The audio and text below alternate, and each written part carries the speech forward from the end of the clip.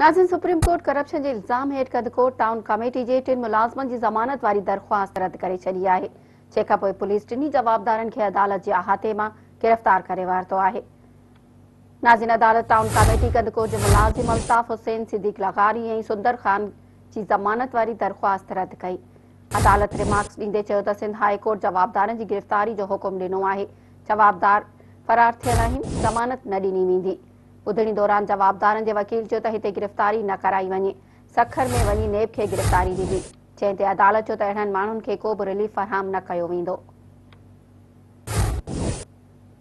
नाज़रीन, हिकु भेरो ॿीहर अव्हांखे अपडेट करे रहिया आहियूं त सुप्रीम कोर्ट करप्शन जे इल्ज़ाम हेठि कदकोट टाउन कमेटी जे 3 मुलाज़मनि जी ज़मानत वारी दरख़्वास्त रद्द करे छॾी आहे।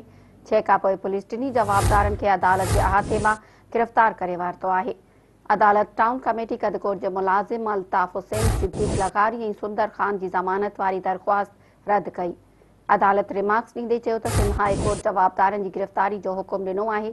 जवाबदारनि फ़रार थियल आहिनि, ज़मानत न ॾिनी वेंदी। ॿुधणी दौरान जवाबदारनि जे वकील चयो त हिते गिरफ़्तारी न कराई वञे। सखर में वञी नेब खे गिरफ़्तारी ॾिबी। जंहिं ते अदालत चयो त अहिड़नि माण्हुनि खे को बि रिलीफ फराहम न कयो वेंदो।